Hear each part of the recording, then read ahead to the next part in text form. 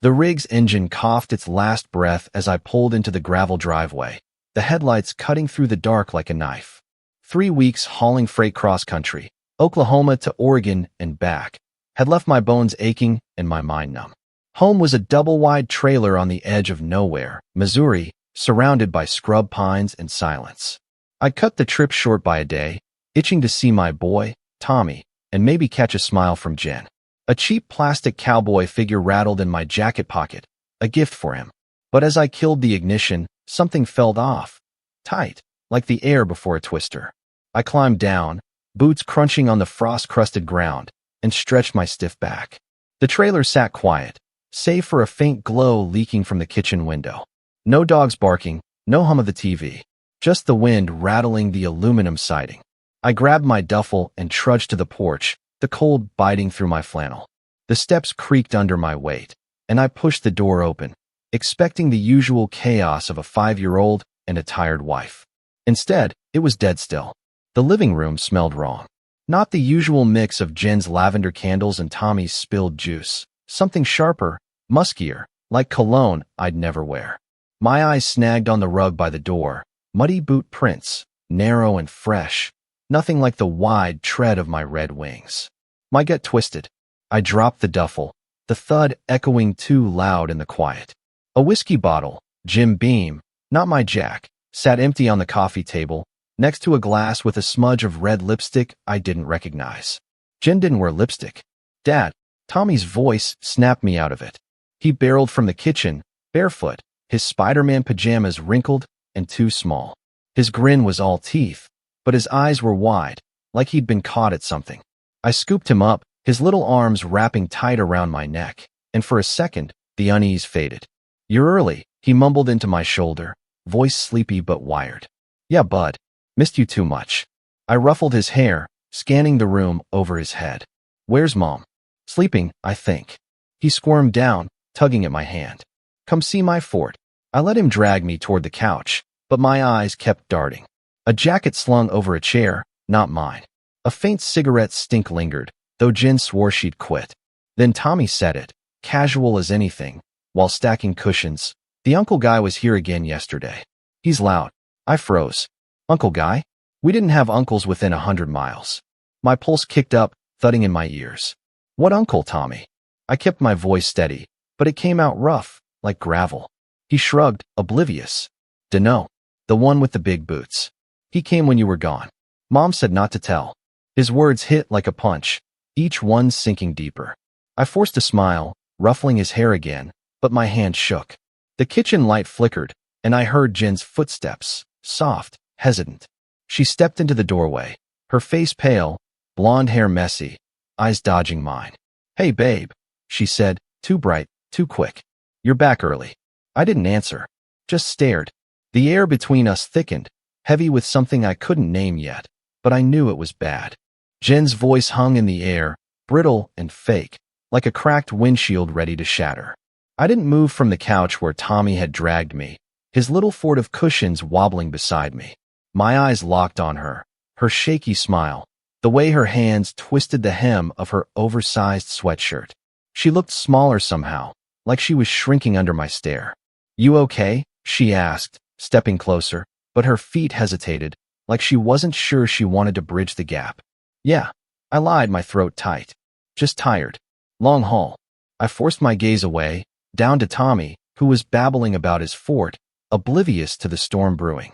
But my mind was racing, replaying his words. The Uncle Guy. Big boots. Mom said not to tell. Each one stabbed deeper, hooking into something raw. Jen hovered, then darted to the kitchen. "I'll heat up some chili," she called, her voice pitching higher. Too nervous. I stood, slow, my joints popping from the road, and followed her. Tommy stayed behind, lost in his game. The kitchen was a mess, dishes piled in the sink, a half-eaten pizza crust on the counter, grease-stained boxes stacked by the trash. She never let it get this bad. I leaned against the doorway, watching her fumble with a pot, her back to me. "Rough week?" I asked, keeping it casual, but my eyes were hunting. A cigarette but sat in an ashtray by the window, Marlboro, not her old Camels. "I don't smoke. Never have." She didn't turn, just nodded, stirring nothing in the empty pot. Yeah, Tommy's been a handful, she said too fast. Lie number 1. I stepped closer, my boots scuffing the linoleum, and opened the fridge. Beer cans, Bud Light, my brand, mixed with some craft IPA crap I'd never touch. You drinking fancy now? I asked, holding one up. Her shoulders stiffened, and she laughed, a jagged sound. Oh, that's, from a friend. You know, Lisa stopped by. Lie number 2. Lisa's a vodka girl, not beer. The air felt thick, like it was pressing down on me. I set the can down hard, the clink echoing. She flinched, but kept stirring. I moved to the counter, pretending to poke at the pizza box, and that's when I saw it. A flannel shirt draped over a chair in the corner. Blue and black checkered, too big for her, too small for me. My chest tightened, a slow burn creeping up my spine. Whose is this? I asked, voice low, holding it up by the collar. She spun around, eyes wide, then forced a smile. Yours, dummy. You left it last time. Lie number 3. I'd never owned anything that clean, that pressed. My shirts were stained with diesel and sweat. I dropped it, my fingers itching to curl into fists, but I held back. Not yet. Tommy's voice piped up from the living room. Dad, can the uncle guy come play tomorrow? He's funny when he yells. Jen's face drained white, and she dropped the spoon. It clattered against the pot, loud as a gunshot. My head snapped toward her, and for a split second, I saw it. Panic, raw and naked, before she covered it with a laugh. Kids, huh? She said, bending to grab the spoon. Always making stuff up. But Tommy didn't make shit up. Not like that. I turned away, jaw clenched, the burn in my chest spreading. Something was rotting here, and I was about to rip it open. The kitchen felt like a pressure cooker, the hum of the fridge buzzing in my skull as Jen scraped at the pot, avoiding my eyes. Tommy's words, Uncle Guy, funny when he yells, looped in my head, a broken record I couldn't shut off. I didn't trust myself to speak, so I muttered something about a shower and left her there, her nervous chatter fading behind me. My boots thudded down the hall, each step heavier, like I was wading through mud. I needed proof. Something solid to grip onto before I lost it. The bathroom door creaked open, and I flicked on the light. The mirror showed a stranger, hollow eyes, 3 weeks of scruff, a man running on fumes. I splashed cold water on my face, but it didn't clear the fog. Then I saw it, a razor on the sink, not mine. Black, sleek, one of those fancy ones with extra blades. I shave with a cheap Bic, always have. My hand hovered over it, then clenched. I shoved it in my pocket and kept moving. Bedroom next. The bed was unmade, sheets tangled like a fight had happened there. Jen's phone sat on the nightstand, screen dark, tempting me. She'd always been cagey about it, said it was her private space. Tonight, I didn't care. I grabbed it, thumbing the power button. No lock, sloppy, Jen, real sloppy. The screen lit up, and there it was, a text preview from Mike. Last night was wild. Same time tomorrow. Sent at 2 a.m., when I'd been halfway across Kansas, hauling steel beams. My pulse roared in my ears. I swiped open the thread. Photos loaded. Jen in our bed, hair mussed, smiling at the camera, some bastard's arm around her. Another shot. Him, shirtless, grinning like he owned the place. Broad shoulders, buzzed hair, a tattoo of a skull on his chest. Not a face I knew, but one I'd never forget. Text scrolled by, dates, times, promises. Weeks of it. Months, maybe. My hands shook, the phone creaking in my grip. I dropped it and yanked open the dresser. Her stuff was a mess, lacy things I'd never seen her wear for me, a pack of Marlboros half empty. Then, under a pile of her sweaters, a gray sock. Thick, wool men's size. Not mine. I held it up, staring like it might talk, and the smell hit me. Sweat and cheap cologne, same as the living room. My vision tunneled, red creeping in at the edges. Back in the hall, I stopped at Tommy's room. His little snores cut through the silence, steady and innocent. I pushed the door wider, and there, by his toy box, was a crushed beer can, same IPA from the fridge. A memory flashed, Tommy saying, "The uncle guy gave me a soda once." Not a soda. Beer. This prick had been here, in my kid's space, playing house while I busted my ass on I-70. I turned back toward the kitchen, the sock still in my fist. Jen was at the counter, pouring chili into bowls, humming like everything was fine. She looked up, saw my face, and the humming died. "What's wrong?" she asked, voice thin, eyes darting to my hand. I didn't answer. Just held up the sock. Slow, deliberate. Her mouth opened, then closed, and I saw it. The lie forming, the one she'd tried to sell me. But I was done buying.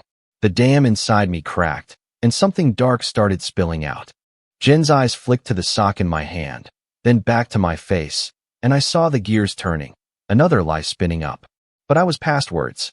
The air between us snapped like a frayed wire, and something inside me broke loose, wild and ugly. "Who's Mike?"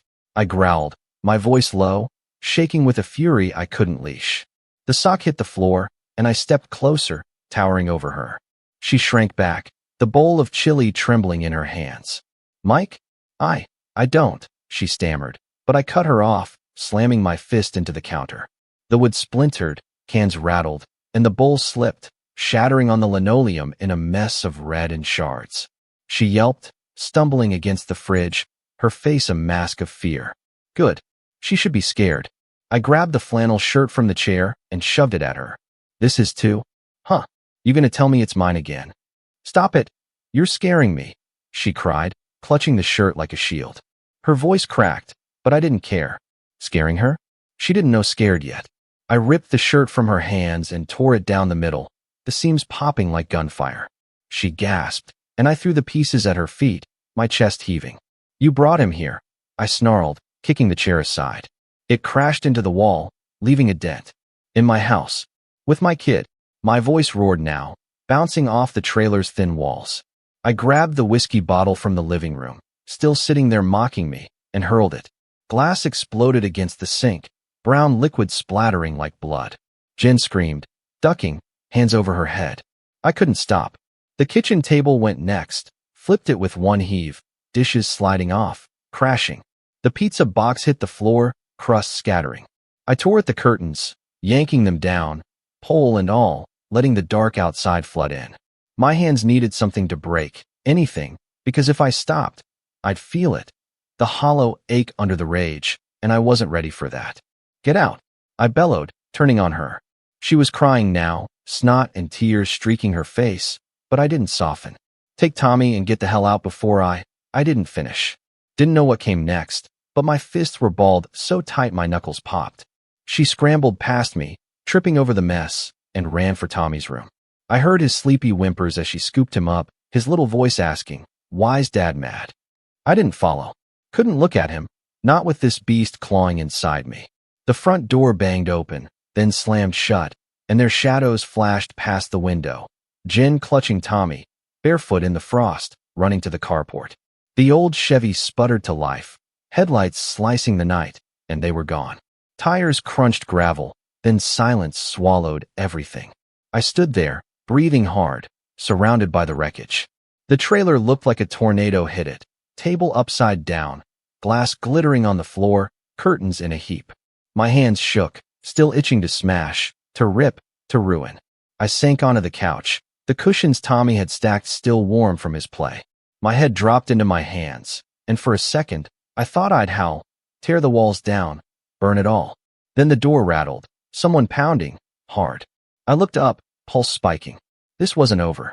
The pounding on the door jolted me out of the haze, each thud like a hammer on my skull.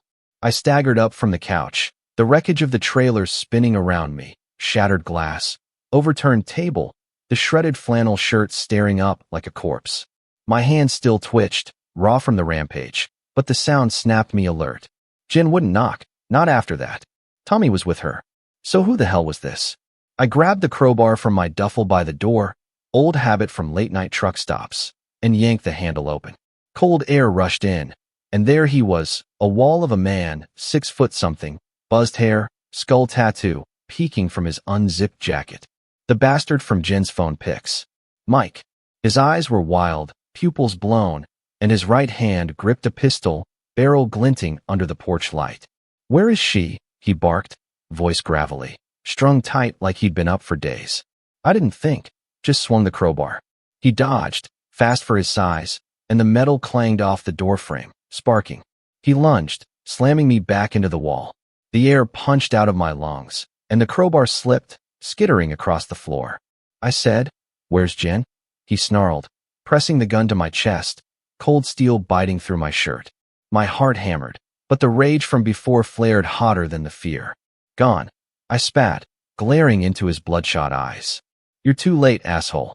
He smelled like sweat and cheap smokes, same stink as that sock. My fists clenched, itching to break his face, but the gun kept me still. For now. He shoved harder, the barrel digging into my sternum. She's got something of mine. You're gonna tell me where she went, or I paint this shithole with you. His free hand grabbed my collar, twisting, and I saw it then. A twitch in his jaw, a desperation that wasn't just anger. This wasn't some jealous lover's tantrum. He was hunting her. What she got? I rasped, mind racing. Jen's lies, the uncle guy, the photos, it was all crumbling into something bigger, uglier. Mike sneered, showing yellowed teeth. Cash. A lot of it. She took it from me. Thought she could run. You think she's screwing you over? You're the least of her problems. Cash. Jen didn't have 2 dimes to rub together unless I brought it home. My head spun. Weeks on the road. Her excuses about bills, Tommy's secondhand clothes. Had she been playing me that deep? Mike's grip tightened, and he cocked the hammer, the click loud as a thunderclap. Last chance, trucker. Where'd she go? I didn't know. She'd peeled out with Tommy. No word, no plan. But I wasn't about to tell him that. Go to hell, I said, and shoved hard. He stumbled back, surprised, and I dove for the crowbar. My fingers closed around it just as he swung the gun up. A shot cracked, deafening, and plaster exploded above my head. I rolled, adrenaline screaming, and came up swinging. The crowbar caught his wrist, a sick crunch echoing, and the pistol flew, clattering into the dark. He roared, clutching his arm, but didn't stop, charged me like a bull, eyes blazing. I braced, the truth sinking in. Jen wasn't just cheating. She'd dragged us into a nightmare, and this lunatic was only the start. Mike crashed into me like a freight train, his bulk pinning me against the wall. The trailer shook, a framed photo of Tommy's first birthday smashing to the floor. Pain flared in my ribs where he'd hit, but I gripped the crowbar tighter, swinging it up toward his head. He caught my arm mid-arc, twisting until my elbow screamed, and we stumbled, locked together, wrecking what was left of the living room. The couch flipped, cushions flying, as we slammed into the coffee table. It splintered under us, wood cracking like bones. He was stronger than he looked, juiced on whatever was pumping through his veins. Rage, drugs, maybe both. His good hand clawed at my throat, nails digging in, while his busted wrist hung limp, dripping red onto my shirt. I gasped, vision spotting, and drove my knee into his gut. He grunted, loosening just enough for me to break free. I rolled, scrambling for the gun I'd seen skid under the TV stand. My fingers brushed metal, but he was on me again, yanking me back by the ankle. You're dead, man, he bellowed, voice ragged, and swung a wild fist. It clipped my jaw, stars bursting behind my eyes. I tasted blood, hot and coppery, and spat it at him, buying a second to lunge. My hand closed around the pistol, cold, heavy, and I whipped it up, barrel shaking as I aimed. He froze, chest heaving, a feral grin splitting his face. You won't shoot, he taunted. You're too soft for her. I pulled the trigger. The shot ripped through the air, and he jerked back, blood blooming on his shoulder. Not a kill, but enough. He howled, collapsing against the wall, clutching the wound. I staggered to my feet, gun still trained on him, my breath ragged. Talk. I snarled, wiping blood from my lip. What's Jen into? What cash? He laughed, a wet, choking sound, and slumped lower, leaving a smear on the drywall. She didn't tell you shit, huh? Figures. His eyes gleamed, mean and sharp. Your sweet little wife's been running errands for me. Pills, cash, whatever I need moved. She's good at it. Real good at lying, too. He coughed, spitting red onto the floor. Last job, she got greedy. Took 50 grand and thought she could disappear. 50 grand. The number hit like a brick. I pictured her at the kitchen table, counting pennies for groceries, begging me to pick up extra runs. All a lie. My grip tightened on the gun, knuckles white. Where'd she get it? I demanded, stepping closer, barrel inches from his face. Stole it, he rasped. From me. He grinned again, nastier this time. After we got close. She played you, man, but she played me worse. His words sank in, each one a blade. Not just cheating, blackmail, theft, a whole secret life while I was burning diesel on the interstate. Tommy's uncle guy wasn't some fling. He was a cog in her machine. I pressed the gun to his forehead, finger twitching. Where's she going? He smirked, blood staining his teeth. Motel off 44, probably. She's got your kid as a shield. Good luck, hero. I wanted to end him, wipe that grin off permanently, but I needed him alive for now. I cracked the pistol across his temple instead, and he crumpled, out cold. Blood trickled from my nose as I stood there, the truth choking me. Jen wasn't running from me. She was running from this. Blood dripped from my nose, mixing with the sweat stinging my eyes as I stumbled out of the trailer. Mike lay sprawled inside, unconscious, his chest rising shallowly under the skull tattoo. The pistol was shoved in my waistband, cold against my skin, and the crowbar dangled from my hand, sticky with his blood. My ribs ached, a sharp stab with every breath, but I didn't stop. Motel off 44, he'd said. I knew it. The Starlight, a dump with flickering neon and peeling paint, 20 miles east. Jen was there, with Tommy. I had to move. The rig's keys jangled in my pocket as I climbed into the cab. The engine roared to life, louder than my thoughts, and I peeled out, gravel spraying. The highway stretched black under a moonless sky, headlights carving a tunnel through the dark. Blood smeared the steering wheel, my hands shaking, not from pain, but from the mess in my head. 50 grand. Pills. Mike's sneering voice. She played you. I'd been a fool, hauling loads while she built a double life. Tommy's face flashed, his sleepy confusion, his trust. I gripped the wheel harder, flooring it. The Starlight sign blinked into view after 30 minutes, half the letters dead. I spotted Jen's Chevy in the lot, parked crooked near room 12. My stomach churned. Relief, fury, dread, all at once. I killed the engine and stepped out, the crowbar still in hand, gun digging into my hip. The night was silent, just the hum of the vending machine and a distant train. I limped to the door, blood crusting on my shirt, and pounded. Jen, open it. Now. Shuffling inside, then the lock clicked.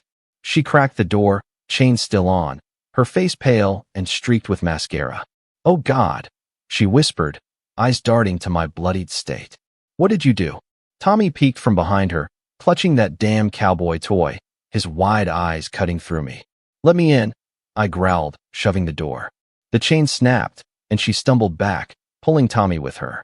The room stank of stale smoke and mildew, bed unmade, a duffel half-packed on the floor. I slammed the door shut, towering over her. Mike's alive. Barely. Start talking. She flinched, hands up like I'd hit her.